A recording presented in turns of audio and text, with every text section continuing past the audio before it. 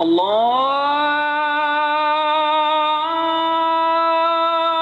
اکبر اللہ اکبر اللہ اکبر اللہ اکبر اشہد ان لا الہ الا اللہ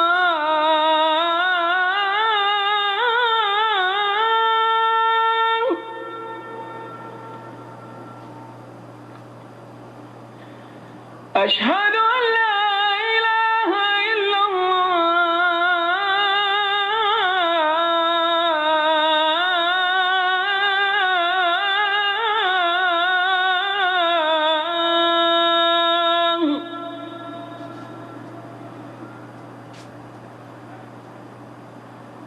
اشہد ان محمد رسول اللہ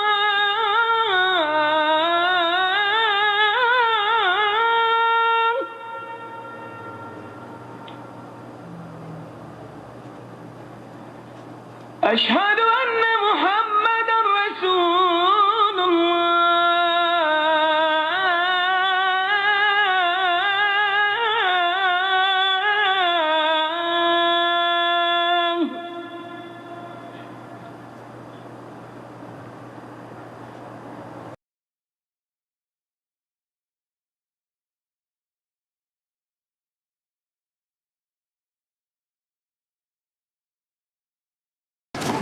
إن الحمد لله نحمده ونستعينه ونستغفره ونعوذ بالله من شرور أنفسنا ومن سيئات أعمالنا من يهده الله فلا مضل له ومن يضلل فلا هادي له وأشهد أن لا إله إلا الله وحده لا شريك له وأشهد أن محمدا عبده ورسوله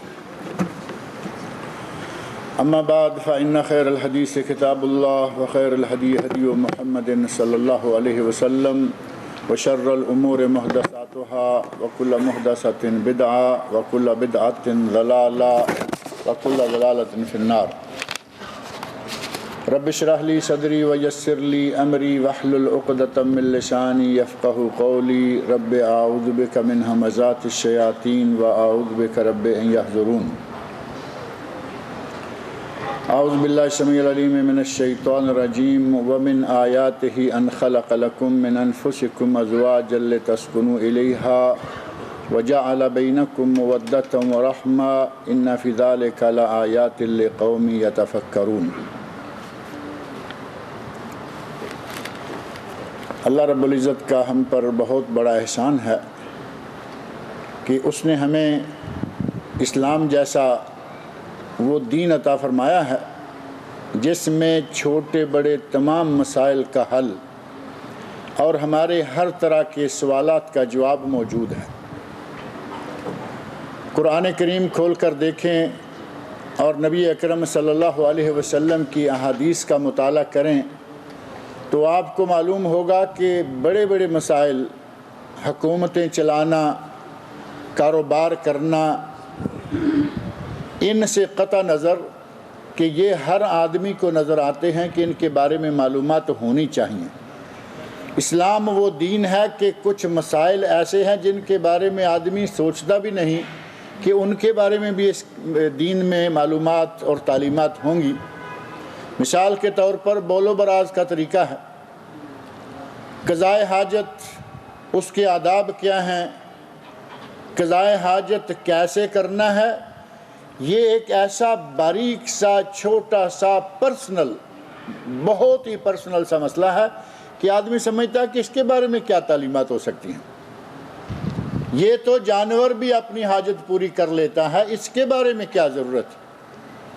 لیکن اللہ نے ہمیں وہ دین دیا ہے کہ دین اسلام میں بول و براز کے آداب، بول و براز کا طریقہ اور قضائے حاجت کا مکمل انداز جو کہ شرعی ہے ہمیں نبی اکرم صلی اللہ علیہ وسلم نے سکھلایا۔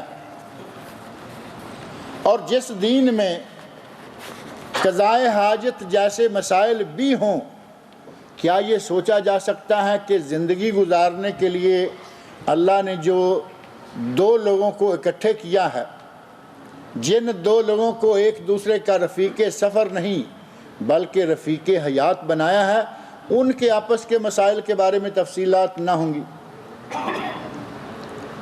ایک اہم مسئلہ جو کہ دو انسان میاں اور بیوی ان دونوں کے تعلق پیدا کرنے، ان کے تعلق سے پہلے اور ان کے تعلق پیدا ہو جانے کے بعد تینوں ادوار کے مسائل بڑی باریکی کے ساتھ اللہ رب العزت نے قرآن کریم میں اور حضرت محمد رسول اللہ صلی اللہ علیہ وسلم نے حدیث شریف میں ہمارے سامنے رکھ دیے ہیں۔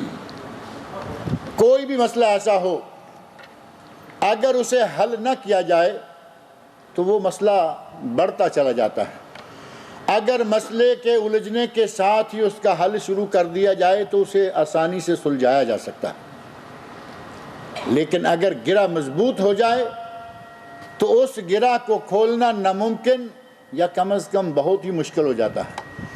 اسلام نے ہر مسئلے کو بر وقت حل کرنے کا انداز ہمیں سکھلایا، اور کچھ معاملات ایسے ہیں کہ وہ کب رونما ہوں گے، وہ معاملات یا ان کے نتائج کب سامنے آئیں گے، اللہ رب العزت نے ہمیں پہلے، نبی اکرم صلی اللہ علیہ وسلم نے ہمیں اس واقعہ، اس نتیجہ، اس موقع تک پہنچنے سے پہلے کچھ آداب سکھلائے ہیں کہ اگر ہم ان پر عمل کر لیں تو وہ رونما ہی نہیں ہوتے۔ مثال کے طور پر جیسا کہ آج کا موضوع ہے طلاق، میاں بیوی میں ناچاکی ہو جائے، میاں بیوی میں آپس میں حالات خراب ہو جائیں، دونوں انسان ہیں، آپس میں کبھی بھی گرم سرد بات ہو سکتی ہے، کوئی اختلاف ہو سکتا ہے، وہ بھی گندم کھانے والی، وہ بھی گندم کھانے والے، آٹا کھانے والوں کا تو آپ کو معلوم ہے نا مزاج بڑا ہی گرم ہوتا ہے۔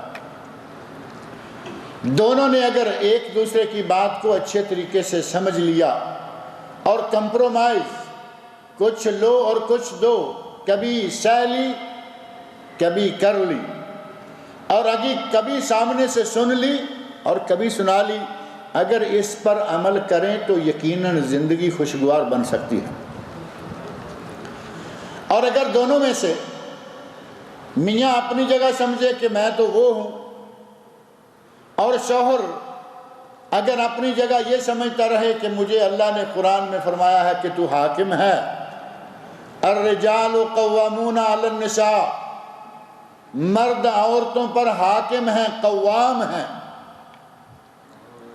تو عورت کہے گی کہ مجھے بھی اللہ نے حق دیا ہے۔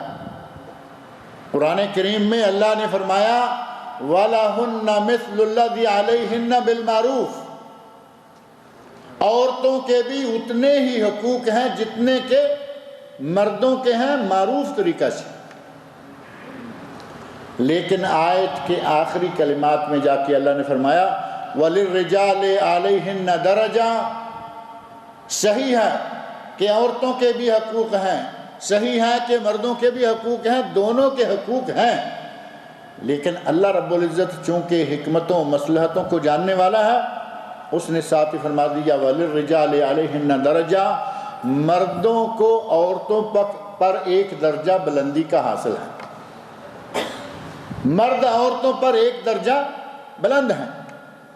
اگر دونوں کے حقوق، دونوں کے فرائض، دونوں کی ڈیوٹیاں، دونوں کی ذمہ داریاں بالکل برابر رہتی تو یہ معاملہ گھر کا شاید نہ چل پاتا۔ اللہ رب العزت نے حکمت بالغہ کے ساتھ ہماری مصلحت کے لیے مرد کو تھوڑے سے حقوق زیادہ دیے، کیونکہ مرد کی ذمہ داریاں بھی زیادہ ہیں اور بڑی، کما کے لانا، گھر کا تحفظ کرنا، بچوں کا ہی نہیں بلکہ اپنی بیوی کا بھی تحفظ کرنا، یہ ساری ذمہ داریاں اللہ نے مرد پر رکھی اور مرد کو ایک درجہ زیادہ بھی دے دیا۔ اگر دونوں ہی اپنے اپنے حقوق کا خیال رکھیں تو وہ نوبت ہی نہیں آتی جس میں آج ہمارے گھروں کے گھر اجڑے ہوئے ہیں اور بربادیاں ہو چکی ہیں۔ سماجی اعتبار سے کتنے بچے پریشان، کتنے والدین پریشان اور کتنے میاں بیوی آپس میں پریشان۔ ذرا سی بات ہوئی، جھٹ سے طلاق کا فائر کیا اور پھر سر پکڑ کے بیٹھ گئے، کبھی اس مولوی کے پاس کبھی اس کے پاس، حضرت ہم یہ کر بیٹھے، ہم سے یہ ہو گیا۔ کیوں نوبت آ گئی اس کی؟ ہم نے اپنے دائرہ اختیار سے باہر قدم نکالا، اس کی نوبت آ گئی۔ اللہ رب العزت نے قرآن کریم میں حضرت محمد رسول اللہ صلی اللہ علیہ وسلم نے اس شادی کو میاں بیوی کی آپس میں محبت، آپس میں تعلق اور ایک دوسرے سے سکون حاصل کرنا، اس شادی کا مقصد قرار دیا۔ اور اگر ہر آدمی یہ چاہے کہ مجھے میرے حقوق مل جائیں، اپنے فرائض ادا نہ کروں، مجھے اپنی کوئی ڈیوٹی دینی نہ پڑے لیکن میں حق حاصل کر لوں، کیا یہ سکون حاصل ہوگا؟ گھر کے اندر عورت وزیر اعظم ہے اور مرد کا کیا مقام حاصل ہے؟ مرد صدر ہے۔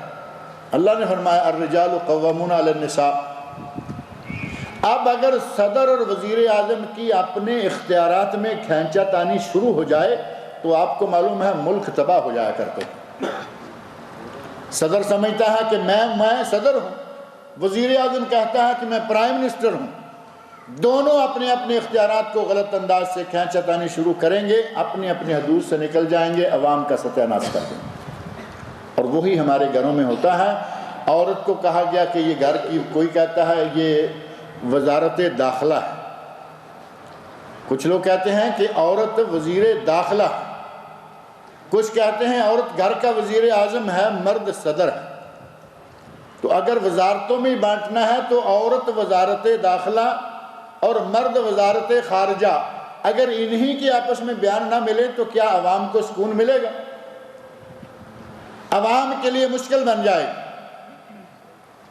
اللہ رب العزت نے اور نبی اکرم صلی اللہ علیہ وسلم نے ان حقوق و فرائض کو بیلنس رکھنے کے لیے، ان کا توازن قائم رکھنے کے لیے سب کی حدود مقرر فرما دی۔ اور یہ تو نوبت آئے گی جب شادی ہو جائے گی۔ اسلام تو وہ دین ہے کہ وہ شادی ہونے سے پہلے، شادی ہونے سے بھی پہلے کچھ باتوں کی پابندی کرنے کا حکم دیتا ہے تاکہ شادی ہو جائے تو وہ خوشگوار حالات میں گزرے، اور اگر کبھی کسی موقع پہ ایسی نوبت آ جائے کہ یہ شادی نہیں نبھ پا رہی تو اس وقت بھی حالات کیسے ہوں اس کے لیے بھی ترتیب بتائی، احتیاطیں بتائیں، اس کے آداب بتائے۔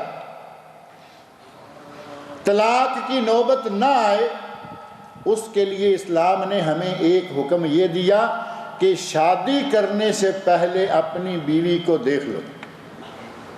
کل کو جو تمہارے نکاح میں آنے والی ہے، تمہاری بیوی بننے والی ہے، اپنی منگیتر کو ایک نظر دیکھ لو۔ اگر نظر دیکھ کر، نظرہ شرعیہ جس کو کہا جاتا ہے، اگر شرعی نظر دیکھ کر آپ نے اس لڑکی کے ساتھ نکاح کر لیا تو کل کو آپ اپنے ماں باپ کو تو یہ نہیں کہہ سکتے نا کہ تم نے مجھے کس سے بیاہ دیا، وہ ناٹی سی ہے میں اتنا لمبا، وہ کالی سی ہے میں گورا، وہ ایسی ہے میں ویسا۔ اگر اپنی آنکھوں سے دیکھ چکے، اس کی زبان سے وعلیکم السلام یا کیف الحال یا کیا حال ہے کچھ سن چکے، کل کو اپنی ماں باپ کو تو آپ گوڑے نہیں مار سکیں گے نا کہ مجھے کس سے بیاہ دیا۔ آپ کو معلوم ہوگا کہ میں نے اس لڑکی سے شادی کرنی ہے، اس کو ایک نظر اچھی طرح دیکھ لیں، تھوڑی سی بات کر لیں، حال احوال یا علیک سلیک تک۔ اسلام نے اس کی اجازت دی، نبی صلی اللہ علیہ وسلم نے اس کام کو ہمارے لیے مشروع قرار دیا، اور ساتھ ہی نبی صلی اللہ علیہ وسلم نے فرمایا کہ اگر ایسا کر کے شروع کرو گے تو یہ شادی دیر پا ثابت ہوگی، یہ شادی ٹوٹنے والی نہیں ہوگی۔ نہ اعتراض رہے گا، نہ ماں پر، نہ باپ پر، نہ ساس پر، نہ سسر پر، حتیٰ کہ نہ بیوی پر۔ شادی کے بعد اسے یہ کہنے کی نوبت نہیں آئے گی کہ میں نے تو اچھی طرح دیکھا نہیں، تم تو کالی نکل آئی۔ بھائی تم اس دن آنکھوں میں سرما نہیں ڈال کے آئے تھے جس دن میں دیکھنے کے لیے آئے تھے، جیسی میں اس دن سی ویسی ہی آج ہوں۔ اور آدمی ویسے ہی یہ بات کرتے ہوئے شرماتا ہے کہ میں نے تو دیکھ بھال کے اچھی طرح اس کو نکاح کا پیغام دیا ہوا ہے۔ اسلام نے شادی کو دیرپا کرنے کے لیے، اس معاملے کو مستقل بنیادوں پر قائم کرنے کے لیے اپنی منگیتر کو دیکھنے کا حکم دیا۔ ایک صحابی نے ایک انصاری عورت سے شادی کے لیے پیغام دیا، منگنی کے لیے پیغام دیا کہ میں نکاح کرنا چاہتا ہوں۔ نبی صلی اللہ علیہ وسلم کو علم ہوا تو آپ نے پوچھا کہ کیا تم نے وہ عورت دیکھی ہے؟ تو صحابی کہتے ہیں یا رسول اللہ میں نے نہیں دیکھی۔ وہ ماحول بھی تو اسی طرح کا تھا جس طرح کہ ہمارے آج بھی دیہات میں موجود ہے۔ دیہات میں آج بھی اگر کوئی لڑکا یہ کہے کہ میں لڑکی کو دیکھنا چاہتا ہوں، وہ رشتہ نہ دینا منظور کر لیں گے، لڑکی نہیں دکھائیں گے۔ ایسے حالات اب تک موجود ہیں۔ لیکن نبی صلی اللہ علیہ وسلم نے اس عہد جاہلیت کی بات کو ختم کیا اور فرمایا کہ لڑکا لڑکی آپس میں ایک دوسرے کو دیکھ لیں تاکہ یہ شادی کل کو کسی اس اعتراض کی وجہ سے ٹوٹنے پائے کہ میں نے تو دیکھا نہیں تھا اور تم ایسی نکل آئی، یا عورت کہے کہ میں نے تمہیں دیکھا نہیں تھا تم ویسے نکل آئے۔ یہ اعتراض عموماً مرد پیدا کرتے ہیں لیکن عورت کی طرف سے تو بھی ہو سکتا ہے۔ نبی اکرم صلی اللہ علیہ وسلم نے اس صحابی کو تاکید فرمائی کہ اپنی اس منگیتر کو دیکھ لو، اگر دیکھ لو گے اس کے بعد شادی کرو گے تو تمہاری شادی دیر پا ہوگی، دیر تک چلے گی، اس کے ٹوٹنے کا کوئی موقع نہیں آئے گا۔ یہ صحیح ہے کہ اسلام نے لڑکی کو دیکھ لینے کا لڑکے کو حکم دیا، اجازت دی، مشروع قرار دیا، لیکن کیا اسلام نے یہ کہا کہ منگنی کا پیغام دینے کے بعد نکاح ہونے سے پہلے 6 مہینے سال یہ لڑکی اور لڑکا بازاروں میں، گلیوں میں، ہوٹلوں میں، حتیٰ کہ سینماؤں میں انتہائی آوارگی کے ساتھ پھرتے رہیں؟ کیا اسلام میں کہیں ایسا حکم ہے؟ ایک طرف یہ حد کہ ہم دیکھنے ہی نہیں دیں گے اور دوسری طرف یہ انتہا، بلکہ آوارگی کہ غیرت نام کی چیز کو بیچ کر ماں باپ اور بھائی اپنی بہو بیٹی بہن کو غیر مرد کے ساتھ بازاروں میں بھیج دیتے ہیں کہ جاؤ، بلکہ کہا جاتا ہے کہ آپس میں ایک دوسرے کو اچھی طرح سمجھ لیں۔ اب یہ آپس میں ایک دوسرے کو کیسے سمجھیں گے؟ ان کی ایک دوسرے کے بارے میں سمجھ مکمل کب ہوگی؟ ایسے بہت سارے واقعات موجود ہیں کہ لڑکی پریگننٹ ہو جاتی ہے اور پھر ہرپلی فوٹا فٹ شادی کرو، نکاح کرو، یہ کرو، وہ کارڈ بٹ رہے ہیں، یہ ہو رہا وہ ہو رہا۔ اس کی نوبت کیوں آئی؟ ہم نے جو اسلام کی مقرر کردہ حدود ہیں ان سے باہر قدم نکالا۔ اگر محرم کی موجودگی میں لڑکی کا باپ بیٹھا ہوا ہے، لڑکی کا بھائی موجود ہے، ماموں ہے، چچا ہے، جن سے کوئی پردہ نہیں ہے، ان کی موجودگی میں لڑکی کو اس لڑکے کو دکھا دیا جائے، ایسی نوبت نہ آتی۔ ہم نے رسا ہی کھول دیا کہ جاؤ اب چلو پھرو، گھومو، کھاؤ پیو، ہوٹلوں میں رہو، سینمے دیکھو اور اچھی طرح ایک دوسرے کو سمجھ لو۔ وہ فحاشی میں مبتلا ہو جاتے ہیں۔ لڑکی اور لڑکا جوان ہوں گے، اکیلے جہاں چاہیں اور جس طرح چاہیں رہیں، ان کے درمیان نبی اکرم صلی اللہ علیہ وسلم نے فرمایا لا یخلون رجل بامرأۃ الا کان ثالثہما الشیطان۔ جب لڑکی اور لڑکا، جب مرد اور عورت غیر محرم ہوں، آپس میں اکٹھے ہوں، تیسرا شیطان داخل ہو جائے گا، اور شیطان داخل ہو جائے تو وہ کیا کہے گا؟ تسبیح پڑھو؟ کیا وہ کہے گا دونوں اٹھو وضو کرو، دو نفل پڑھو؟ نہ، جب شیطان داخل ہو گیا تو وہ اپنی کارروائی ڈالے گا۔ وہ نظرہ فابتسامہ فموعد فلقاء۔ عربی شاعروں نے کچھ باتیں بڑی کام کی کہی ہیں۔ شاعر نے کہا کہ نظر سے نظر ملے گی، مسکراہٹ ہونٹوں پہ کھیل جائے گی، عہد معاہدے ہوں گے، ملاقات ہوگی اور حرام کرائی کا کام شروع ہو جائے گا۔ سب سے پہلی احتیاط تاکہ کل کو طلاق نہ ہونے پائے اسلام نے یہ دی کہ پہلے اپنی بیوی کو دیکھ لو، اپنی بیوی کو ایک نظر دیکھ لو تاکہ کل کو تمہیں کوئی اعتراض نہ رہے۔ اور نبی صلی اللہ علیہ وسلم نے دنیا کی سب سے قیمتی دولت کسے قرار دیا؟ الدنیا کلھا متاع، صحیح مسلم وغیرہ میں حدیث، الدنیا کلھا متاع وخیر متاع الدنیا المرأة الصالحہ۔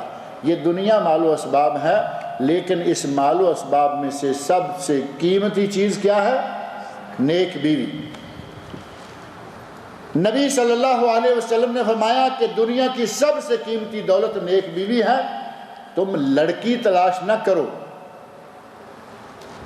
تم نیک بیوی تلاش کرو، صرف لڑکی نہیں، اس میں تو کوئی بھی آتی ہے۔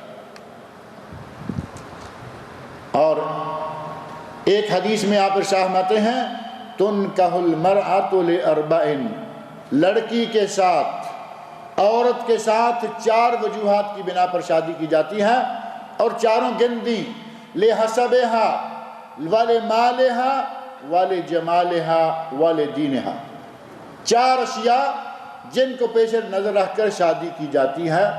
اور نبی صلی اللہ علیہ وسلم ارشاد فرماتے ہیں آخر میں فاظفر بذات الدین تاربت یداک، تیرا بھلا ہو دیندار لڑکی تلاش کرنے میں کامیابی پالو۔ لڑکی ہو لیکن دیندار ہو، لڑکی ہو اخلاق کی اچھی ہو، کردار کی اچھی ہو، وہ حاصل کرنے میں کامیابی حاصل کر لو، کیونکہ مال، جمال، حسب و نسب ان چیزوں کی حیثیت ہے، لیکن دین کے مقابلے میں ان کی کوئی قیمت نہیں۔ ہمارے یہاں ایک مسئلہ یہاں بڑے زور شور سے کہا جاتا ہے، کیا جاتا ہے، کہتے ہیں کہ اگر کوئی سید زادہ ہے تو اس کی شادی سید زادہ سے ہونی چاہیے، اور سید زادی ہے تو اس کی شادی صرف سید زادے سے ہونی چاہیے۔ ہمارے یہاں کفو، برابری یا کفاء کے لیے ہم نے یہ شرط رکھ دی ہے کہ چیمہ چیمے میں، چٹھا چٹھے میں، بٹ بٹوں میں، ہر کوئی اپنے اپنے میں شادیاں کرے۔ نبی اکرم صلی اللہ علیہ وسلم نے فرمایا کہ اچھا کھاؤ تو اچھا کھلاؤ، اچھا پہنو تو اچھا پہناؤ، اپنی بیویوں کے ساتھ اچھے رہو۔ ام المومنین حضرت عائشہ صدیقہ رضی اللہ عنہا سے پوچھا گیا، ام المومنین نبی صلی اللہ علیہ وسلم جب گھر میں ہوتے تھے تو کیا کرتے تھے؟ تو کہتی ہیں کہ نبی صلی اللہ علیہ وسلم اپنے گھر میں ہوتے تو اپنے گھر والوں کا ہاتھ بٹایا کرتے تھے۔ ہاتھ بٹانا کیا ہے؟ کپڑے کو ٹانکا لگا لیتے تھے، اپنے جوتے کو ٹانکا لگا لیتے تھے، اور کوئی گھر کا کام کاج ہے تو کر لیتے تھے۔ ہمارے یہاں یہ کام سارے ہم نے چھوڑے اور ہم نے اب نیا سلسلہ شروع کر دیا۔ گھر والوں کا ہاتھ کیا بٹاتے ہیں؟ اگر کبھی سالن اچھا نہیں پکا تو جوتا اٹھایا ہوا ہے، بیوی کے پیچھے لگے ہوئے ہیں، کہا کہ تم سے تو اچھا میں بنا لیتا۔ اب یہ سلسلہ شروع، اور فحاشی اس حد تک پھیلتی جا رہی ہے معاشرے میں کہ کوئی تیسرا آدمی آیا ہوا ہے کچن میں بیوی کے ساتھ کام کر رہا ہے، کہیں گے جی بھابی کی اور اس کی دیور بھابی کی آپس میں بڑی بنتی ہے، ان کی بڑی انڈرسٹینڈنگ ہے، وہ کہہ رہے ہیں کہ بھائی جان بڑا اچھا کھانا پکاتے ہیں، جبکہ اس کا بھائی جان نام سے کوئی تعلق نہیں۔ نبی اکرم صلی اللہ علیہ وسلم نے فرمایا لا یخلون رجل بامرأۃ، ایک مرد اور عورت جو غیر محرم ہیں جب وہ اکٹھے ہوں گے، تنہا ہوں گے، شیطان آ جائے گا۔ اسی طرح ہمارے یہاں یہ سلسلے شروع ہو گئے ہیں۔ نبی صلی اللہ علیہ وسلم گھر میں اپنے گھر والوں کا تعاون کرتے تھے، معقول اور جائز طریقے سے۔ شوہر بیوی کا تعاون کرتا تھا، تیسرے محلے کا آدمی آ کے کچن میں اپنی بیوی سے تعاون نہیں کروایا کرتا۔ اور آپ نے ارشاد فرمایا خیرکم خیرکم لأہلہ وأنا خیر لأہلی، تم میں سے بہترین شخص وہ ہے جو اپنے گھر والوں کے لیے، اپنے بیوی بچوں کے لیے بہترین ہے، اور فرمایا کہ میں اپنے بیوی بچوں کے لیے بہترین ہوں۔ نبی صلی اللہ علیہ وسلم سے بہترین شوہر کوئی ہوگا؟ ساری دنیا تلاش کر لیں، آدم علیہ السلام سے لے کر قیامت تک کے لوگوں کا سروے کر کے دیکھ لیں، کبھی کوئی آدمی صفات میں اوصاف میں، حسن اخلاق میں اور حسن معاشرت میں نبی کے مقابلے میں نہیں آئے گا۔ آپ نے فرمایا میں اپنے گھر والوں کے لیے بہترین ہوں، اور وہ بہترین آدمی ہے جو گھر والوں کے لیے اچھا ہے۔ باہر وہ ہر جگہ ہنستا ہوا، کھیلتا ہوا، لوگوں کے ساتھ مسکراتے ہوئے باتیں کرتا ہے، اور جب گھر میں داخل ہوتا ہے تو وہ ایک بہت بڑے ظالم، جابر اور حاکم کی طرح ناک منہ چڑھا کے بات کرنا شروع کر دے۔ یہ اچھا ہوگا؟ اچھا وہ ہے جو اپنے گھر والوں کے لیے اچھا ہے۔ اچھا وہ ہوگا جو اپنے گھر والوں کے ساتھ حسن سلوک سے پیش آئے گا۔ نبی اکرم صلی اللہ علیہ وسلم نے اپنی بیویوں کے ساتھ کتنا حسن سلوک کیا، بہت ساری مثالیں ہیں۔ صرف تھوڑا سا سمجھنے کے لیے آپ یہ دیکھ لیں کہ ام المومنین حضرت عائشہ صدیقہ رضی اللہ عنہا نبی صلی اللہ علیہ وسلم کی زوجہ محترمہ ہے۔ ایک سفر کے دوران نبی صلی اللہ علیہ وسلم کہتے ہیں عائشہ میرے ساتھ دوڑ لگاتی ہو؟ آپ اندازہ کریں، نبی اکرم امام الانبیاء والرسل، اس پوری کائنات کے سردار، اور بات کیا کر رہے ہیں؟ عائشہ میرے ساتھ دوڑ لگاتی ہو؟ صحرا میں ہے، قافلہ کارواں لشکر کہیں ادھر ادھر گیا، یہ اس مرتبہ ساتھ ہیں حضرت عائشہ رضی اللہ عنہا۔ کہا کہ عائشہ دوڑ لگاتی ہو؟ سنن کی کتب میں واقعہ صحیح سند کے ساتھ موجود ہے۔ حضرت عائشہ فرماتی ہیں لگاتی ہوں۔ نبی صلی اللہ علیہ وسلم کے گھر میں رہنے والوں کو نبی کے مزاج گرامی کا تو پتہ تھا، کہا کہ دوڑ لگاتی ہوں۔ دوڑ لگائی، نبی اکرم صلی اللہ علیہ وسلم جیت گئے، نبی صلی اللہ علیہ وسلم ہار گئے۔ پہلے مقابلہ میں نبی صلی اللہ علیہ وسلم ہار گئے، حضرت عائشہ رضی اللہ عنہا جیت گئے۔ وقت آیا گیا، ہنستے کھیلتے سفر مکمل ہوا، گھر گئے، بات آئی گئی، کیا کہتے ہیں رات گئی اور بات گئی۔ یہ نہیں کہ کوئی گرہ لگا لی ہو کہ میں نے ہرا دیا ہے، کہیں پوائنٹ لکھ کے دیوار پہ لگا دیا کہ میں نے اس کو ہرا دیا، نہیں، آئی گئی ختم ہو گئی۔ ایک عرصہ گزرا، پھر کسی سفر میں یہی دونوں میاں بیوی اکٹھے ہیں، حضرت عائشہ رضی اللہ عنہا کی باری ہے، تو فرمایا عائشہ دوڑ لگاتی ہو؟ حضرت عائشہ کہتی ہیں لگاتی ہوں۔ اب تک حضرت عائشہ رضی اللہ عنہا کا جسم جو ہے وہ تھوڑا بھاری ہو چکا ہے۔ اب پہلے کی بجائے معاملہ الٹ گیا، نبی اکرم صلی اللہ علیہ وسلم جیت گئے تو فرمایا عائشہ ذالک بتلک، آج تمہاری اس فتح کے مقابلہ میں میری فتح مقابلہ برابر ہو گیا۔ نبی صلی اللہ علیہ وسلم اپنی بیویوں کے ساتھ حسن معاشرت کے اس اعلیٰ مقام تک پہنچ گئے۔ کھیل کود، اپنی بیویوں سے ہنسنا کھیلنا، لیکن سارا لشکر جا چکا ہے اور یہ میاں بیوی الگ دونوں کھیل رہے ہیں، میاں بیوی کھیل رہے ہیں۔ اور اگر آدمی اپنی بیوی سے کہے کہ آؤ ہم ٹینس کھیلتے ہیں اور یہ کارنش ہو، سمندر ہو، سمندر کے کنارے اپنی بیوی کو ایک طرف وہ چھکا ہے یا چھکا ہے، وہ پکڑایا ہوا ہے، ایک درمیان میں چڑی ہے، وہ کبھی ادھر سے مارے، کیا کوئی حیا نام کی چیز رہے گی باقی؟ پوری دنیا گزر رہی ہے، آ رہی ہے، چاروں طرف بیٹھی ہوئی ہے، اور اس حد تک گرے ہوئے لوگ اب موجود ہیں۔ باقاعدہ مشاہدہ میں آئے یہ لوگ، کارنش پر اپنی بیٹی، اپنی بیوی، اپنے گھر والوں کو لیا ہوا ہے، چڑی چھکا کھیل رہے ہیں، ٹینس کہہ لیں آپ، ٹینس گیم کر رہے ہیں۔ یہ بے حیائی کی حد ہے، بے پردگی کی، عریانی کی انتہا ہے۔ نبی صلی اللہ علیہ وسلم جنگل میں ہیں، اکیلے ہیں، دونوں میاں بیوی دوڑ رہے ہیں۔ یہ مثال حیات مصطفیٰ صلی اللہ علیہ وسلم میں موجود ہے، کوئی بھی کرے، نہ اس میں کوئی شرم والی بات ہے، نہ اس میں کوئی عریانی والی بات ہے۔ اور حد یہ ہے کہ اپنی بیویوں کا دل جیتنے کے لیے نبی صلی اللہ علیہ وسلم ان کے ساتھ ایک ہی برتن میں کھانا کھایا کرتے تھے۔ یہ تو بڑا مشہور واقعہ ہے نا،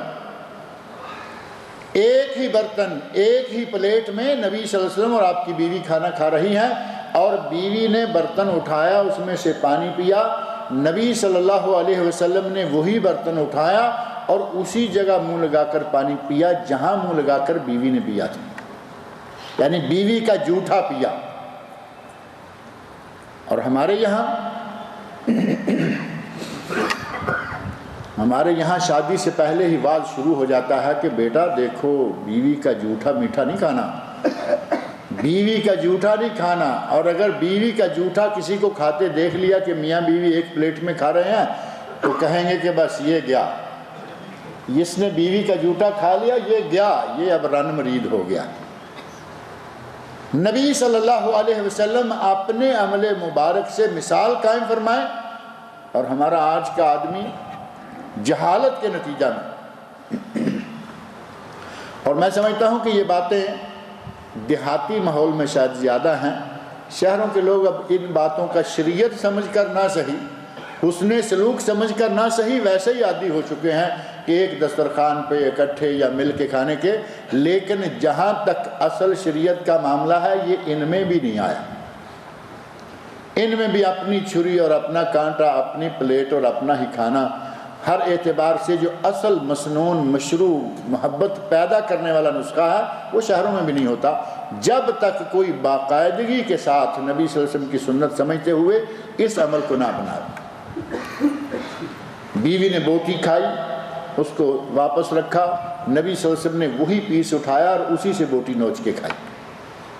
بیویوں کے دلوں کو جیتنے کے لیے نبی صلی اللہ علیہ وسلم نے یہ مقام، کیا ایسی نوبت آ جائے گی کہ معمولی بات پر عورت کہے کہ نہیں مجھے طلاق دے دو؟ بیوی دیکھ رہی ہے کہ میرا جھوٹا یہ کھا لیتا ہے، میرا جھوٹا یہ پی لیتا ہے، میرے ساتھ دوڑ لگا لیتا ہے، میرے ساتھ یہ اتنی خوشگوار زندگی گزار رہا ہے، اگر کہیں نرم گرم ہو جائے تو کوئی بات نہیں، بیوی برداشت کر لے گی۔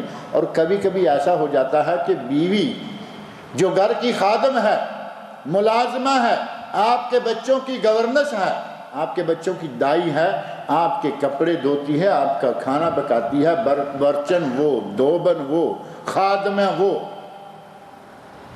حضرت عمر فاروق رضی اللہ عنہ، ایک آدمی ان کے عہد مبارک میں آیا کہ میں جا کے امیر المومنین سے شکایت کرتا ہوں، بیوی میرے آگے سے اونچا کیوں بولتی ہے۔ غصہ آیا، دل میں غصہ آیا، اور وہ سمجھدار لوگ، سمجھدار معاشرہ یہ نہیں کیا کہ لات ماری اور گھر سے نکال دیا، جاؤ میں تمہیں رکھتا ہی نہیں، بلکہ غصہ آیا کہ بیوی ایسا کیوں کرتی ہے، سوچا کہ میں جا کے عمر فاروق رضی اللہ عنہ کے سامنے شکایت کرتا ہوں۔ گئے، گھر میں پہنچے، جب حضرت عمر فاروق کے گھر کے قریب پہنچے تو دیکھا اندر سے حضرت عمر فاروق کی آواز نہیں آ رہی لیکن بیوی کی آواز آ رہی، یعنی بیوی حضرت عمر فاروق سے اونچا بول رہی یا ان پر بول رہی۔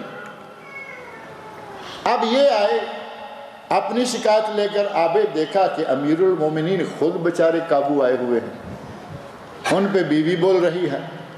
یہ سوچا اور کہا کہ میں شکایت کہاں کرنے جا رہا ہوں میں، حضرت عمر فاروق رضی اللہ عنہ وہ انسان کہ جن کے بارے میں صحیح حدیث میں آیا، نبی صلی اللہ علیہ وسلم ارشاد فرماتے ہیں، یہ ابن الخطاب، یہ پچھلے جمعہ میں ذکر کیا نا، ابن الخطاب، اے خطاب کے بیٹے تم کیا ہو، تم جس گلی سے آ رہے ہو ادھر سے اگر شیطان بھی آ رہا ہو تو وہ تمہیں دیکھ کر بھاگ جاتا ہے۔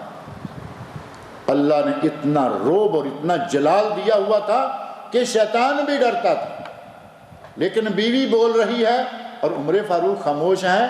اپنا ساتھی آیا اور راستے سے واپس ہو گیا، کہنے لگا کہ میں کیا سناؤں گا، جہاں میں نے سنانا ہے وہ تو اس وقت خود سن رہے ہیں۔ نتیجہ واپس ہو دی۔ حضرت عمر فاروق رضی اللہ عنہ سنتے رہے، اٹھے اور باہر نکلے، دیکھا کہ آدمی دروازے سے پلٹ رہا ہے، آواز دی، بلایا، یا اخل عرب، اے عرب بھائی کدھر؟ رک گئے، پوچھا کیوں آئے تھے؟ ظاہر معلوم کر لیا، محسوس ہو گیا کہ میرے گھر میں آئے تھے اور یہاں سے لوٹ رہے ہیں بغیر مجھے کچھ بتائے، میرے ساتھ ملے بغیر جا رہے۔ پوچھا کیوں آئے تھے؟ کہا امیر المومنین شکایت لے کر آیا تھا، اور شکایت یہ تھی کہ میری بیوی مجھ سے زیادہ مجھ پر اونچا بولتی ہے، میرے سامنے اونچا بولتی ہے، کبھی یعنی گستاخی پر اتر آتی ہے۔ تو میں جب آپ کے گھر کے سامنے پہنچا تو دروازے کے قریب پہنچنے تک مجھے اندر سے آواز آ رہی ہے کہ امیر المومنین خاموش ہیں اور خاتون اول بول رہی ہیں۔ آج کل بادشاہوں کی بیویوں کو خاتون اول کہا جا رہا ہے نا، ملک کی کم از کم ملک کی خاتون اول۔ کہا کہ میں تو لوٹ گیا کہ خاتون اول کی آواز آ رہی ہے اور امیر المومنین خاموش۔ امیر المومنین نے اس وقت ان کو سمجھایا، کہا دیکھو وہ بیچاری سارا دن کام کاج کرتی رہتی ہے، جھاڑو لگاتی، بستر دھوتی، بچوں کو سنبھالتی، بچوں کو دھوتی، میرے لیے کھانا پکاتی، یہ وہ کافی سارا گن کے کہا کہ اتنے کام وہ کرتی ہے تو کبھی اس کے دل میں غصہ بھی آ سکتا، انسان ہے، کبھی تھوڑی گرم ہو گئی، وہ گرم ہوتی ہے، میں خاموش ہو جاتا ہوں، تم نے دیکھا میں اٹھ کے باہر نکل آیا ہوں، واپس جاتا ہوں، کچھ بھی نہیں ہوتا، سب ختم۔ حضرت عمر فاروق رضی اللہ عنہ نے ہمارے لیے بہترین مثال قائم کر دی۔ وہ انسان جس سے شیطان بھی ڈرتا ہے، وہ چاہتے تو اسی وقت کوئی ڈنڈا پکڑ لیتے، بیوی کو دو چار لگا دیتے، امیر المومنین تھے، ان کے خلاف تو کوئی سننے والا بھی نہ ہوتا، لیکن نہیں، خاموشی کے ساتھ کچھ باتیں سنی، کہا کہ اس کے بھی حق ہیں، وہ بھی کبھی بیچاری تھک جاتی ہے، گھبرا جاتی ہے، باتیں کرتی ہے، میں خاموش ہو جاتا ہوں۔ کبھی ادھر سے اور کبھی ادھر سے اگر یہ دو طرفہ برداشت کا مادہ پیدا ہو جائے، اب یہ خاتون چاہیں گی کہ میں کبھی ناراض، عمر فاروق ناراض ہوں تو میں کہوں کہ مجھے طلاق دے دو، کبھی ایسی نوبت نہیں آتی۔ اگر میاں بیوی کے تعلقات اچھے ہوں، ہم ایک تو ضرور کہتے ہیں کہ میاں بیوی دونوں ایک گاڑی کے دو پہیے ہوتے ہیں، ان کو دونوں کو برابر حقوق، برابر چلنا، کہنے کو یہ ساری باتیں، تقریریں کرنے کی باتیں، لیکن اپنے گھروں میں ہم پہیہ نہیں مانتے اپنے آپ کو کہ برابر کا پہیہ ہے گاڑی کا، بلکہ شاید یہی سمجھتے رہتے ہیں کہ ایک طرف کار کا چھوٹا سا پہیہ ہے، دوسری طرف میں ٹریکٹر کا پہیہ ہوں۔ ٹریکٹر کا پہیہ ہوتا ہے نا، بندے جتنا اونچا ہوتا ہے۔ اگر ہمارے اندر سے یہ بات نکل جائے کہ ہم اپنے آپ کو بہت بڑی چیز سمجھتے رہیں اور سامنے والی کو کوئی حیثیت نہ دیں، تو گھروں میں جھگڑا ہی نہ ہو، طلاق کی نوبت ہی نہ آئے۔ شادی سے پہلے اور شادی کے بعد یہ چند چیزیں اگر سامنے رکھیں گے تو طلاق کی نوبت آتی ہے؟ نہیں آتی۔ اور اگر کبھی نوبت آ ہی جائے، میاں بیوی کا جھگڑا بڑھ گیا، تو طلاق دینے کا طریقہ، طلاق دینے کی مصلحت، طلاق دینے کا انداز، طلاق کی قسمیں کتنی ہیں، ان میں سے شرعی کیا ہے یا سنی، طلاق سنی کیا ہے، طلاق بدعی کیا ہے، یہ ساری باتیں بیان کریں گے تو پھر میری بات لمبی ہو جائے گی۔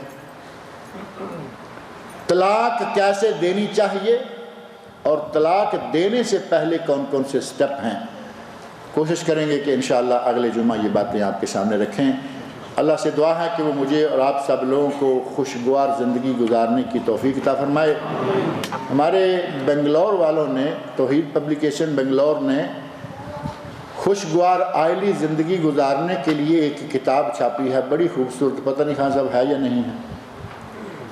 خوشگوار آئلی زندگی گزارنے کے لیے کوئی پتہ نہیں 13 اصول ہیں، 13 یا 16 کچھ اصول ہیں، کہ وہ رسالہ ہے چھوٹا، کوئی بہت بڑی کتاب نہیں ہے، 30-40 صفحات کا یا 50 صفحات کا رسالہ ہے، میں نے ہی اس کو ایڈٹ کیا ہے۔ ہمارے ڈاکٹر صاحب ہیں کویت میں، انہوں نے لکھی ہے وہ کتاب، تو اگر ممکن ہو تو ان سے خوشگوار زندگی کے 12 اصول ہیں، تو یہ کتاب پڑھیں، انشاءاللہ اس میں سے بھی فائدہ ہوگا، اور کچھ باتیں اس میں سے خلاصہ کے طور میں نے ذکر کر دی ہیں، اور انشاءاللہ جو اگلا سٹیپ ہے اس کے بارے میں، اس کے آداب کے بارے میں اگلے خطبہ میں ذکر کریں گے۔ اللہ تعالیٰ مجھے اور آپ سب لوگوں کو نیک عمل کی توفیق عطا فرمائے۔ پچھلے 2-3 جمعہ سے ایک سوال آ رہا تھا، اور ہم اس کو ہر مرتبہ تھوڑا پیچھے اپنے علماء کرام سے مشورہ کرنے کے سلسلہ میں پیچھے ڈالتے رہے۔ وہ ایک ایسی دعا ہے جو کہ کریم کی شکل میں یا تیل کی شکل میں ہے۔ وہ کہتے ہیں کہ یہ بنی سعودی عرب میں ہے یا کینیڈا میں بنی ہے، اور سعودی عرب میں اس کی سپلائی ہو رہی ہے۔ اس دعا کا فائدہ یہ ہے کہ اگر کوئی 3 ہفتے مسلسل لگا لے، اب میں دعا کا اشتہار نہیں دے رہا، یہ بات ذہن میں رکھیں، میں اس کا مسئلہ بتانے کے لیے مجھے سوال کیا گیا ہے، کیونکہ اب اس کی صورتحال بتاؤں گا تو آپ کو پتہ چلے گا نا۔ 3 ہفتے کہتے ہیں کہ مسلسل لگائی جائے وہ دعا سر میں، 3 ہفتے مسلسل لگائیں تو جو اصل بیماری بالوں کی جڑوں میں آ جاتی ہے وہ بیماری ختم ہو جائے گی، جس بیماری کے نتیجہ میں بال پک کر سفید ہو جاتے ہیں۔ 3 ہفتے کے استعمال کے بعد بال جو کبھی جوانی کے عالم میں تھے، بورے تھے تو بورے نکل آئیں گے، کالے تھے تو کالے نکل آئیں گے، گولڈن بھی لوگوں کے بال ہوتے، گولڈن تھے تو جیسے بال تھے ویسے اصل نیچرل بال نکل آئیں گے، کیا ایسی دوا کا استعمال کرنا جائز ہے یا نہیں؟ یہ تھا سوال۔ اس سوال کے سلسلہ میں نے کوشش کی کہ اپنے دوست احباب سے رابطہ کروں۔ پچھلے دنوں حفوف میں ایک بہت بڑا اجتماع تھا جس میں سعودی عرب کے جتنے بھی جعلیات سنٹر ہیں، دعویٰ سنٹر، ان میں اردو زبان میں کام کرنے والے جتنے علماء تھے وہ سارے شریک ہوئے، اور ان میں ہمارے یہاں خبر سے بھی بعض علماء ساتھی گئے ہوئے تھے۔ ان کو بھی میں نے یہ کہا کہ یہ مسئلہ ہے، وہاں سارے علماء میں رکھیں تاکہ جو سب کی اجتماعی قسم کی رائے آئے وہ ہم یہاں بیان کریں، کیونکہ یہ دوائی نبی صلی اللہ علیہ وسلم کے زمانے میں تھی نہیں تھی، کچھ قریب کے زمانے تک نہیں تھی۔ یہ پہلی مرتبہ سننے میں آئی۔ پہلے آیا تھا کہ پلانٹنگ کرتے ہیں، بال لگاتے ہیں، جوڑتے ہیں اوپر سے، وہ چل پڑتے ہیں جیسے پودے لگائے جاتے ہیں۔ اب یہ اس سے بھی آگے مسئلہ بڑھ گیا، اور پلانٹنگ کی نسبت جہاں تک میں سمجھا ہوں یہ اچھا طریقہ ہے۔ دوائی لگا کے اندر سے اصلی بال نکلیں تو اچھا طریقہ ہے، لیکن علماء کا اس پر اتفاق نہیں ہو سکا۔ بعض علماء نے وہی رائے دی جو شروع میں نے یہاں ذکر کیا تھا کہ 80-70 سال کا آدمی بوڑھا ہو، ہاتھ میں لاٹھی پکڑی ہوئی ہے، چلا جا رہی رہا، اور اس کے سیاہ کالے بال ہوں گے تو وہ اچھے ہی نہیں لگیں گے، وہ تو پتہ چلے گا نا کہ یہ کچھ کیا ہوا۔ اب کیا ہوا سیاہ کالے بال اگر رنگ لگا کے کیے جائیں تو وہ منع ہے۔ اب ان کے جوانی میں سیاہ تھے تو وہ سیاہ نکل آئیں گے۔ اب دیکھنے والا ہر آدمی کہے گا کہ لو جی یہ تو وہ لگاتے ہیں، منع ہو گیا۔ اور یہ سر کے بالوں کے لیے ہے، داڑھی کے بال بھی اسی طرح نکل آتے ہیں، لیکن اس کے لیے 3 ہفتے کی نہیں کہتے ہیں، مدت زیادہ چاہیے، کیونکہ یہ تو وضو کے لیے 5 مرتبہ دھونے پڑیں گے، اس لیے ڈیوریشن جو علاج کی ہے وہ بڑھ جائے گی۔ بہرحال یہ کہ اگر کوئی جوانی کے عالم میں سفید بالوں والا ہو جائے، ایسے بڑے جوان یہاں موجود ہیں جن کی داڑھیاں سفید ہیں، اگر جوانی کے عالم میں بال سفید ہو جائیں، اس قسم کی دوا لگا لے تو انشاءاللہ کوئی حرج نہیں ہے، لیکن بہت گئے گزرے بوڑھے کو یہ دوا استعمال نہیں کرنی چاہیے، کیونکہ وہ وقت کا تقاضا ایسا نہیں ہے، کیونکہ وہ کالے نکالے گی۔ میں نے درخواست کی ہے اپنے بھائی سے کہ کوشش کریں کہ کوئی براؤن بالوں والی دوا نکالیں جو بال ہی براؤن نکالنا شروع کر دیں، تاکہ سارے بوڑھے بھی لگائیں اور جوان بھی لگائیں۔ بہرحال اس احتیاط کے ساتھ کہ زیادہ بوڑھا آدمی یہ دوا استعمال نہ کرے۔ کبھی ایسا ہے کہ ابھی چند دن کیا، یہ پچھلے بدھ کی بات ہے، پرسوں مجھے ہمارے ایک فاضل ساتھی ہیں یہاں، مولانا شمس الزمان صاحب جعلیات میں ہیں، وہ بتا رہے تھے کہ میرا بچہ ہے چھوٹا، 6 سال یا کتنے کا، اس کے سر میں سفید بال نکل آئے، اور ایسا ہے چونکہ بیماری کے نتیجہ میں ہوتے ہیں یہ۔ اگر ایسے بچے کو اس طرح کی دوا لگا دی جائے تو ٹھیک ہے، کوئی حرج نہیں ہے۔ اور پھر وہ کہہ رہے ہیں کہ ایک کورس 3 ہفتے کا کریں تو 3 سے لے کے 5 سال تک وہ بال جو ہیں ویسے ہی نکلتے رہیں گے اصل، اور پھر وہ بیماری اگر دوبارہ آتی ہے، بال دوبارہ پکنا شروع ہو جاتے ہیں، دوبارہ علاج کیا جا سکتا ہے۔ بہرحال اس احتیاط کے ساتھ کہ اپنی عمر کا تھوڑا خیال رکھتے ہوئے یہ دوا استعمال کریں، جوان آدمی کر لیں، اور بوڑھا تو مانتا ہی کوئی نہیں نا اپنے آپ کو۔ اب میں نے اسی لیے میں سال نہیں گننا چاہتا، میں سال گنوں گا تو معاملہ گڑبڑ ہو جائے گا۔ جو اپنے آپ کو بوڑھا سمجھتا ہے وہ استعمال نہ کرے، اور چونکہ بوڑھا اپنے آپ کو سمجھتا ہی کوئی نہیں، کمر سیدھی ہوگی، یہ کمر والی بات بھی شاید نہیں ہے۔ کر رہا ہوں، میرے پاس زیادہ جو آ رہا ہے 65 سے اوپر جو اس کو جو استعمال کریں، جو مانگ رہے ہیں، یعنی ہمارے پاس چونکہ اس کمپنی کے آدمی جو ہیں وہ بھائی نثار صاحب ہیں، وہ کہہ رہے ہیں کہ اس کی ڈیمانڈ جو ہے وہ زیادہ تر 60 سے اوپر کے لوگ کر رہے ہیں۔ اب مسئلہ جو ہے وہ آپ کے سامنے ہے کہ جو جوانی سے آگے نکلے ہوئے ہیں لیکن جوان رہنا چاہتے ہیں، بلکہ بڑھاپے کا نام سننے کو تیار نہیں ہیں، وہ زیادہ ڈیمانڈ کر رہے ہیں۔ بہرحال احتیاط اسی میں ہے کہ جو آدمی جوان ہے، بال سفید ہو گئے ہیں، وہ یہ لگا لے اور کالے کر لے، یعنی نکل آئیں گے کالے اندر سے، اور یہ دوا ایسی ہے کہ یہ اندر سے بال اصل حالت میں نکال رہی ہے، لہٰذا اس میں کوئی جال سازی بھی ایسی نہیں شمار ہو سکتی۔ ایک چیز خراب ہوئی اس کو آپ صحیح کر سکتے ہیں، جیسے آج کل پلاسٹک سرجری ہے، اگر کسی کا کوئی یہاں زخم ہوا بہت بڑا اور وہ بہت برا لگنا شروع ہو گیا، پلاسٹک سرجری کر کے اس کو نارمل شکل میں لے آئیں، علماء کرام اس کو منع نہیں کرتے، لیکن ایک شکل ہے کہ کسی کی انگلیاں 6 نکل آئیں، چھٹی، اور چھٹی انگلی بے جان ہے۔ آپ نے دیکھا ہوگا کبھی کبھی ایسا ہوتا ہے کہ وہ ایسے لٹکتی رہتی ہے، اس کو کاٹ کر نکال دیں، اس کو بھی کوئی منع نہیں کرتا، کیونکہ یہ غیر فطرتی کام ہے، یہ فطرت سے زیادہ ہے۔ اس طرح کے مسائل میں اسلام نے کھلی اجازت دی ہوئی ہے۔ انہی میں سے آپ یہ سمجھ لیں کہ اصلی بال نکلتے ہیں، عمر بھی معقول ہے تو آپ یہ علاج کریں، لیکن اگر عمر بڑھ گئی ہے تو اب علاج کے پیچھے نہ پڑیں، اللہ اللہ کیا کریں۔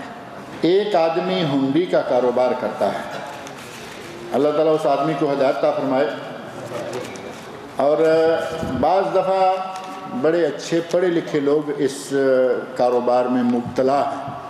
کاروبار میں مبتلا ہونا تو نہیں ہوتا نا، کاروبار تو کیا جاتا ہے۔ میں مبتلا اس لیے کہہ رہا ہوں کہ ہنڈی کی شرعی حیثیت کے بارے میں کچھ مخدوش قسم کی باتیں آتی ہیں۔ اگر ہنڈی کسی غیر اسلامی ملک سے غیر اسلامی ملک میں کی جائے تو اس کی گنجائش نکلتی ہے، کیونکہ پیسہ ہے، کوئی حرج نہیں، یہاں سے وہاں بھیجا، یہاں اتنے ریال لیے، وہاں اتنے، اس کو کنورٹ کر کے پیسے دے دیے، روپے دے دیے، یا ٹکا ہے، پیسہ ہے، جو بھی ہے، بنیادی طور پر اس میں کوئی حرج نہیں۔ لیکن کسی اسلامی ملک میں، جس اسلامی ملک نے ہنڈی کے کاروبار کو قانوناً منع کر رکھا ہو، وہاں سے ہنڈی کرنا، اور جس اگلے اسلامی ملک میں ہنڈی منع ہے قانوناً، اس میں کرنا، یہ دو ملکوں کی، دو اسلامی ملکوں کے قانون کی خلاف ورزی ہوگی، جو کہ جائز نہیں۔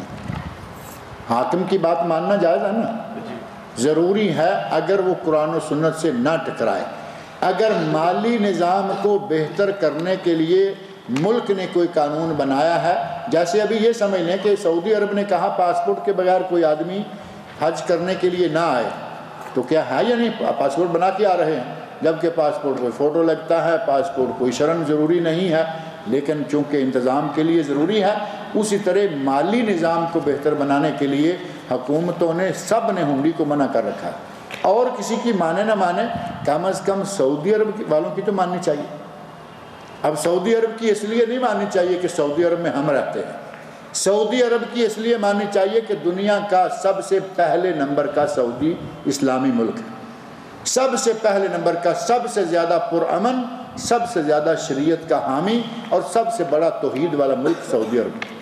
اگر یہاں سے بھی ہنڈی کرنے سے باز نہیں آئیں گے تو پھر کہاں باز آئیں گے؟ لہذا جو لوگ اس کام میں مبتلا ہیں، وہ عالم ہو، وہ فاضل ہو، وہ جاہل ہو، وہ کاروباری کوئی بھی ہو، اسے اللہ سے ڈرنا چاہیے۔ سعودی عرب میں رہتے ہوئے یہ ہنڈی کا کاروبار بند کرنا چاہیے۔ اور آپ کی اطلاع کے لیے عرض کروں کہ ہنڈی کا کاروبار کرنے والے پکڑے گئے، ان پہ کیس چلے، ان کو جیلیں ہوئیں، ان کو کوڑے مارے گئے۔ کیا یہ عام حالت میں کوئی ہو سکتا تھا کہ اگر بالکل اس میں کوئی ممانعت نہ ہوتی؟ لہذا کل کو ایسی نوبت نہ آ جائے کہ ایک شریف آدمی کو کہیں جیل میں بند کیا گیا ہو اور کہا جائے کہ یہ ہنڈی کے کیس میں بند ہے۔ ایسی نوبت آنے سے پہلے بہر صورت جو تھوڑی بہت بھی عقل، دین اور شرافت رکھتے ہیں، ان کو یہ کاروبار چھوڑ دینا چاہیے۔ کیا عورت نوکری کر سکتی ہے اور کیا عورت گاڑی یا کار چلا سکتی ہے؟ عورت نوکری کر سکتی ہے لیکن گاڑی نہیں چلا سکتی۔ علامہ ابن باز رحمۃ اللہ علیہ، علامہ ابن عثیمین رحمۃ اللہ علیہ کے فتاوی موجود ہیں، ان کا اردو ترجمہ کر کے میں نے کئی اخبارات میں بھی شائع کیا ہے الحمدللہ، اور وہ پرنٹڈ شکل میں، کتابی شکل میں بھی آ چکا ہے۔ فقہ الصلاۃ جلد 2، اس میں یہ موضوع کتاب، میری جو موٹی کتاب ہے اس کی جلد 2 میں بھی یہی فتاوی جو ترجمہ کر کے میں نے ذکر کیے ہوئے ہیں۔ علماء کرام کی رائے یہ ہے کہ عورت ڈرائیونگ نہیں کر سکتی، کیونکہ ڈرائیونگ میں ایک تو بے پردگی ہے، اور اگر وہ کہے کہ نہیں ہم پورا پردہ کروا کے کچھ چشمہ بشمہ لگوا کے، علامہ ابن عثیمین رحمۃ اللہ نے لکھا ہے کہ کبھی ایسا ہوگا کہ عورت روڈ پہ جا رہی ہے، ٹائر پنچر ہو گیا، کوئی اور ضرورت پیش آ گئی، اور آگے پیچھے کچھ بھی نہیں ہے، اکیلی عورت ہے، اب اسے کوئی بھی کچھ بھی کر سکتا ہے۔ اس قسم کے خطرات بہت سارے ہو سکتے ہیں، لہذا عورت کو کار کی ڈرائیونگ نہیں کرنی چاہیے۔ رہا مسئلہ یہ کہ نوکری کر سکتی ہے، نہیں، عورت نوکری کر سکتی ہے، لیکن شرط یہ ہے کہ عورت با پردہ باحیا رہے، اور نوکری ایسی جگہ کرے جہاں مردوں عورتوں کا اختلاط نہ ہو، یعنی گرلز کالج، گرلز سکول، اور لیڈیز وارڈ ہے عورتوں کا، ڈاکٹر ہے، کوئی بھی کسی بھی شعبے کی ڈاکٹر ہے اس قسم کی نوکریاں کر سکتی ہے۔ عورت نوکری کر کے آ جاتی ہے نرس کی، اور نرس کو مردوں کو زیادہ خیال رکھنا پڑتا ہے عورتوں کی نسبت۔ ہسپتالوں میں تو انتہائی الٹی قسم کی گنگا بہہ رہی ہے، مردوں کا خیال رکھنے کے لیے عورتیں اور عورتوں کا خیال رکھنے کے لیے لڑکے، یہ انگریزی سسٹم ہے۔ اگر اس قسم کی نوکری کو کرتا ہے تو یہ نوکری کرنا حرام ہے، کیونکہ یہ بے پردگی اور بے حیائی کے زمرے میں آتی ہے۔ لہذا ڈاکٹر ہے صرف وہ عورتوں کا علاج کرتی ہے، جائز ہے۔ نرس ہے اس کی یہ شرط ہے کہ میں صرف لیڈیز وارڈ میں یا چلڈرن وارڈ میں رہوں گی، کوئی حرج نہیں ہے۔ ٹیچر ہے وہ گرل سکول میں ہے۔ اس طرح کی جتنی شرطیں ہیں اگر وہ ساری شرطیں بحال رہیں تو اسی طرح بعض اور ادارے ہیں، مثلاً کچھ ادارے آپ دیکھیں گے ہیں ہسپتال لیکن ریسیپشن ہے، باقاعدہ پردے کے ساتھ عورتیں بیٹھی ہیں، اندر سے صرف آپ ٹک ٹک کریں گے اندر سے آپ کی فائل نکال کے دے دیں گے۔ ایسی جگہ جہاں پردے کا اہتمام ہو سکتا ہے، اختلاط نہیں ہے، مکسنگ مردوں کے ساتھ نہیں ہے، ایسی نوکری کرنا بھی عورتوں کے لیے جائز ہے، اس میں کوئی ممانعت والی بات نہیں ہے۔ پیشاب پخانہ کرتے یا نہاتے وقت یا ہم بستری کرتے وقت اگر کوئی اپنی شرمگاہ پر نظر پڑ جاتی ہے تو کیا ضرورت کے تحت شرمگاہ کو دیکھا جا سکتا ہے؟ ضرورت کے تحت شرمگاہ کو دیکھا جا سکتا ہے، ایسی کوئی بات نہیں ہے، بلکہ میاں بیوی اور خود اپنی شرمگاہ کے لیے تو ظاہر ہے کہ ضرورت پڑے گی۔ آدمی فطری طور پر زیر ناف بال صاف کرے گا تو وہ آنکھیں بند کر کے تو کر ہی نہیں سکتا، اور میاں بیوی آپس میں ایک دوسرے کے لیے نبی صلی اللہ علیہ وسلم نہیں بلکہ قرآن کریم میں ہن لباس لکم وانتم لباس لہن، بیویاں تمہارے لباس تم بیویوں کے لباس۔ لہٰذا یہ اتنی باریکیوں میں جا کے اپنے لیے اسلام کو اتنا تنگ نہ کر لیں جو تنگ ہے نہیں۔ نبی صلی اللہ علیہ وسلم کا اپنی بیوی کے ساتھ بیٹھ کر ایک برتن سے یک وقت دونوں میاں بیوی کا نہانا، یہ صحیح حدیث میں ثابت ہے۔ اب اس کے بعد اب کون سی چیز باقی رہ جاتی ہے؟ اب رہا مسئلہ یہ کہ اگر کوئی نہیں دیکھنا چاہتا تو ٹھیک ہے، اس کی مرضی، کوئی جبر والی بات نہیں ہے۔ وضو کے بعد شرمگاہ پر چھینٹے مارنے کے بارے میں حدیث میں پڑھا ہے، کس طرح مارنا چاہیے، پجامے کے اوپر سے یا شرمگاہ کے؟ جو چھینٹا ہے وہ کپڑے کے اوپر سے تو بہرحال اس کا کوئی فائدہ نہیں ہوگا۔ اگر آپ وضو کر رہے ہیں، دھوتی باندھی ہوئی ہے، لنگی ہے، چادر ہے، کوئی بھی کپڑا ہے، تو ظاہر ہے کہ آپ اس کو دھوتی کو اٹھا کر نیچے سے ایسے چھینٹا اوپر کو ماریں گے۔ چھینٹا سنت ہے، چھینٹا ثابت ہے، چھینٹا میڈیکلی طور پر بھی بہتر ہے، روحانی طور پر بھی وضو میں وہ اچھا ہے۔ اور جن لوگوں کو قطرے کا ایک نقص ہوتا ہے، بیماری ہوتی ہے، ان کے لیے خاص طور پر یہ بہت ہی اچھا ہوتا ہے۔ لہذا کپڑا اٹھا کے وضو سے فارغ ہو کر آخر میں کپڑا سے تہمت لاچا دھوتی جو بھی آپ پکڑیں، تھوڑا اوپر اٹھا کے نیچے سے زور سے چھینٹا اوپر کی طرف مار دیں، انشاءاللہ اس کے بہت سارے فائدے ہوں گے۔ پاجامے والا پاجامہ تھوڑا ہٹا کے بھی چھینٹا مار سکتا ہے، لیکن یہ تب ہوگا نا جب کہیں اکیلے میں وضو کر رہا ہو۔ اور پتلون والے کے لیے ذرا مشکل ہے، کیونکہ یہ عجیب سا لباس ہے، اس کے لیے کئی پابندیاں ہیں، اوپر بیلٹ باندھا ہوا ہے، نیچے سے پائنچا اتنا ہے، وہ یہ کچھ نہیں کر سکتا۔ ایسے آدمی کا اللہ تعالیٰ مالک ہے، اسے چاہیے کہ وہ پتلون پہننے سے پہلے وضو کر لے۔ کہتے ہیں کہ میری امت کے کچھ لوگ پاکی اور دعا میں حد سے تجاوز کریں گے، اس حدیث کا کیا مطلب ہے؟ پاکی اور تجاوز، اس میں پاکی میں اور دعا میں حد سے تجاوز کی شکل یہ ہے کہ نبی صلی اللہ علیہ وسلم نے فرمایا کہ اپنے ہاتھوں کو اس طرح رکھو اور اپنے سینے کے سامنے زیادہ سے زیادہ کندھوں تک لے آؤ۔ اب ایک آدمی یہ دعا مانگ رہا ہے، آپ نے دیکھے ہوں گے ایسے منہ نیچے ہے، ہاتھ اوپر ہیں، یہ بھی تجاوز ہے حد سے زیادہ۔ ایک آدمی کو یہ دعا مانگ رہا ہے، ہاتھ الٹے کیے ہوئے ہیں، اوپر سے بارش نازل ہونے کے لیے اسپیشل انداز، یہ اور اسی طرح کے کچھ اور انداز ہیں، زور زور سے آواز کے ساتھ دعائیں مانگ رہا ہے۔ کچھ وہ ہاتھ اٹھاتے ہی نہیں نا، وہ وہیں بیٹھے ہوئے تھے، بیٹھے بیٹھے دعا شروع ہوئی تو انہوں نے ایسے کر لیا، تو نہ بازو میں جان ہے نہ وہ اٹھا سکتے ہیں، اور لاپرواہی کے ساتھ یہ بھی۔ اور وضو میں جو حدود سے تجاوز ہے وہ یہ ہے کہ ایک مرتبہ دھو لیں، تمام اعضاء کو جائز ہے، 2 مرتبہ، 3 مرتبہ، اب ایک آدمی وضو کرنے لگتا ہے وہ رکتا ہی نہیں، پانی چل رہا ہے، ہاتھ دھوئے جا رہا ہے، تھوڑی دیر کے بعد پھر شروع ہو گیا، وہ صابن لگایا، پھر اب یہ ٹینکیوں کے حساب سے پانی بہا دیتا ہے اور ایک وضو پکا ہوتا ہے۔